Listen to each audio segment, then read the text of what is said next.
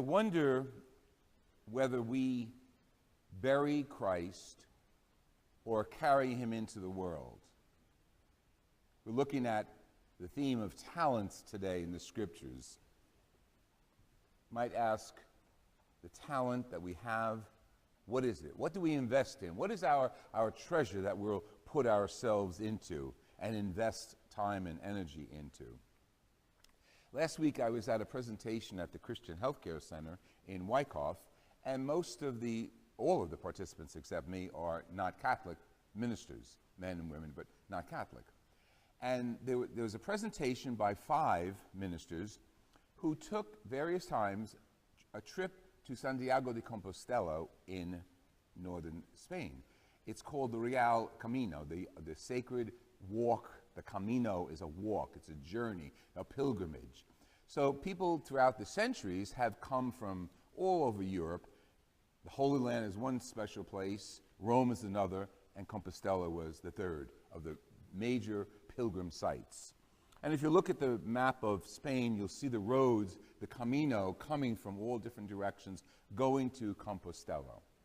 So the ministers shared with us their interest and how they were affected by it, and was interesting hearing these words. I mean, I don't want to be greedy, but that's our place. We're the Catholics. We've done pilgrimages since who knows when.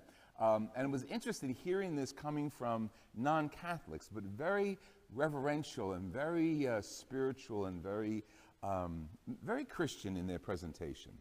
So looking at the scriptures today, I look at them as an investment. What do we invest ourselves into today? And what are we working toward? What's our focus? The focus of the missionaries and the pilgrims, I should say, was, of course, Compostela, the great cathedral there. But in our lives, what's our focus? What are we going toward? What is our destination? Because each of us has a journey. We're all on a journey of one sort or another. And at times we need to pause and stop and ask, is my destination God-related? I mean, we all have little journeys. You get up in the morning, you go to the kitchen. You get up in the morning, and after breakfast, you go to work, or you take care of the house, or you bring the kids to school, or if you are children, you go to school. So everybody has those little journeys or every day of our lives. But the destiny, the full destiny, what is it? And if we have a journey in mind, and we have a talent given to us by God, because we're made in God's image, what do we do with that talent? That's why I asked the question as I opened the reflection today is, do we bury it? Like that third servant, you want to say? It's a parable. He buried that one talent he had. Talent is not like ability to sing or dance or do anything else. Talent, from the scriptures perspective at the time of Jesus, was a large amount of money. We don't know how much, but a large amount.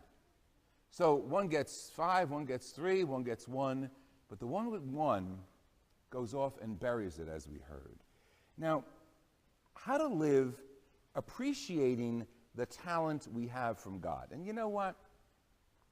The one talent that all of us have, I don't care how old you are, how young you are, and what stage of life you're at, every one of us has the one talent given to us by God, and that is love.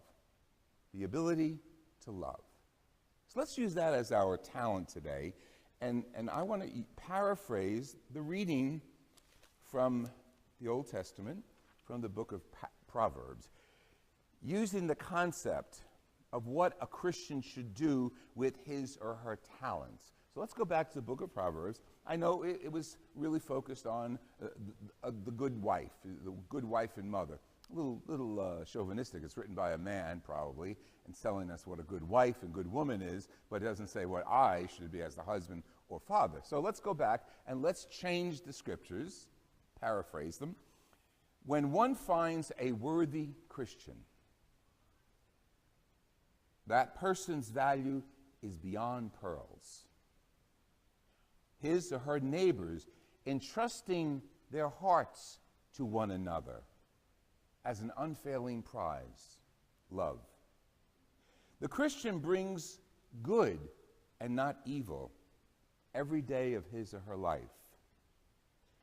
The Christian works, whatever job they have, works with loving hands.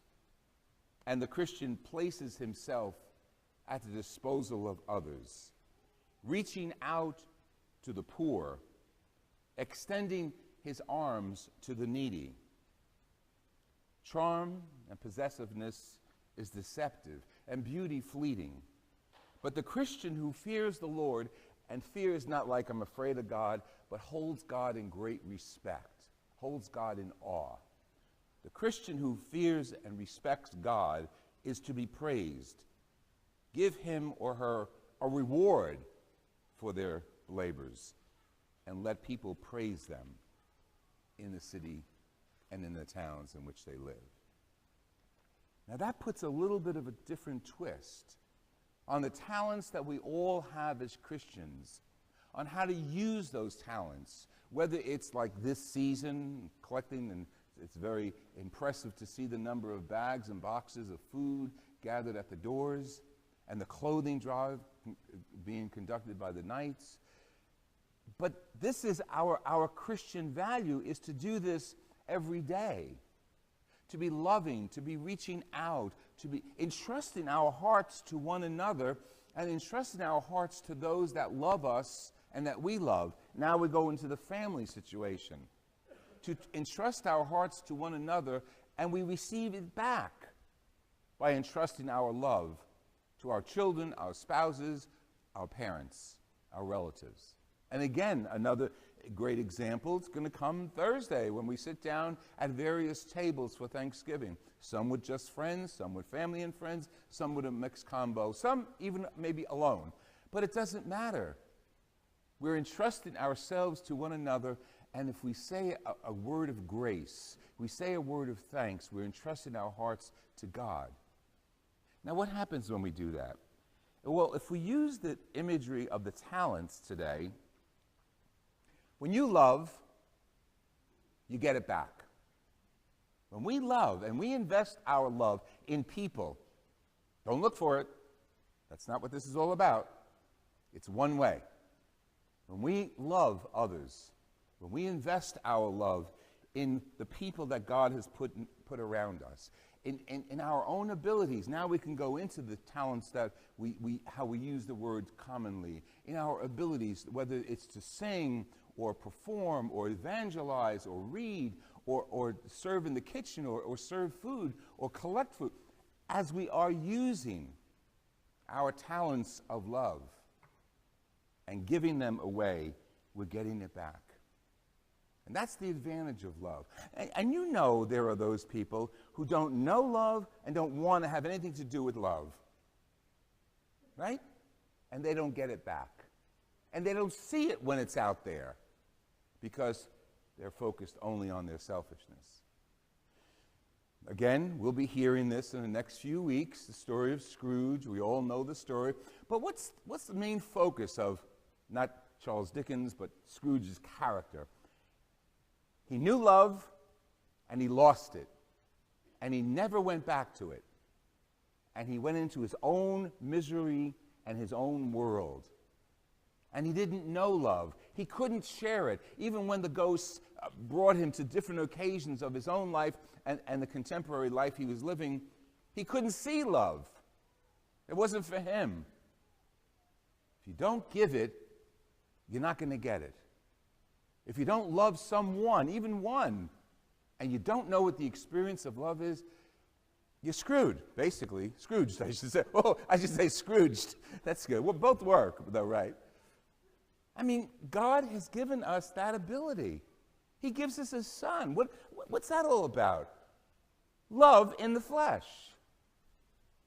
And if we don't share that love that we all have, that's the talent we have.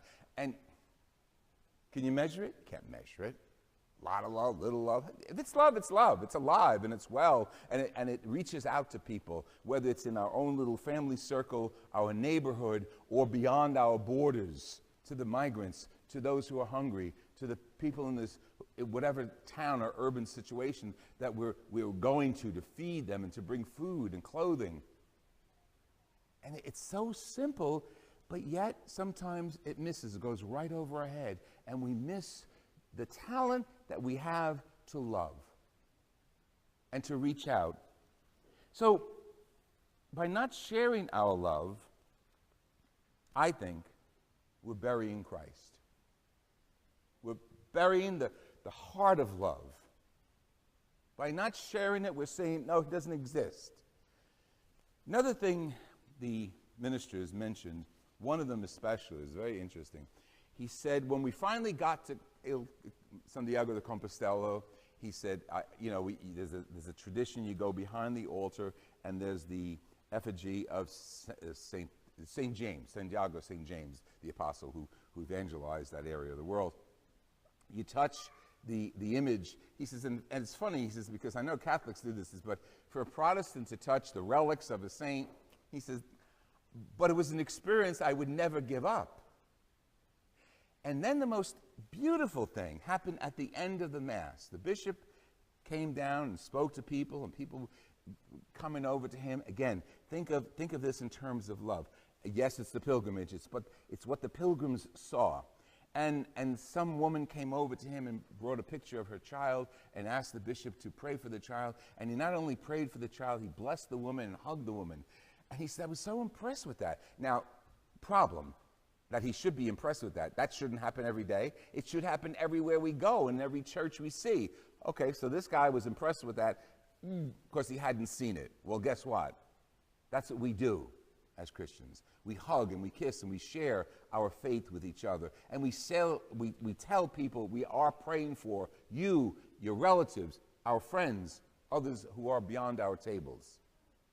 And then the conclusion was so beautiful. He said, everything was a journey during that Mass for me. He said, at the end of the Mass took place the most beautiful journey. The server took the processional cross, the image of Jesus Christ on the cross, and he walked down the aisle. And you see this at every Mass.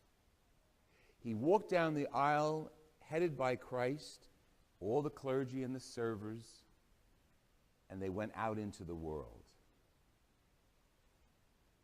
That's why we have Christ, to bring him to the world, to bring Christ into the world, and that is our journey. And we do that through love. You bury Christ, you bury love. You live Christ, you experience love eternal. And in preparation for Thursday, Buona Festa, happy Thanksgiving.